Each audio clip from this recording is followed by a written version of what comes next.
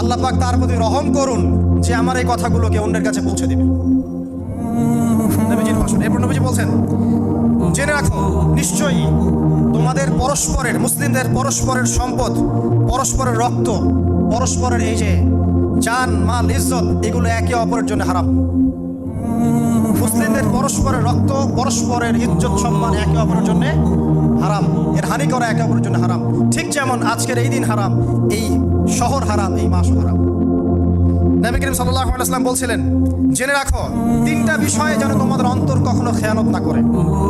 তিনটা বিষয়ে তোমাদের অন্তর যেন কখনো খেয়ানত না করে। এক, তোমরা যে কাজটাই করবা শুধু আল্লাহ পাকের সন্তুষ্টির জন্য করবে। তোমরা যে কাজই করবে শুধু আল্লাহর সন্তুষ্টির জন্য করবে। তোমাদের শাসক বর্গের কল্যাণ কামনা করবে।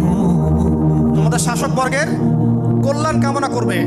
3 নাম্বার, মুসলিমদের জামাতকে আঁকড়ে ধরে রাখবে। মুসলিমদের ইউনাইটেড কমিউনিটিকে আঁকড়ে ধরে থাকবে। এই তিনটা বিষয় পালনের ক্ষেত্রে তোমাদের অন্তর যেন খেয়ানত না করে।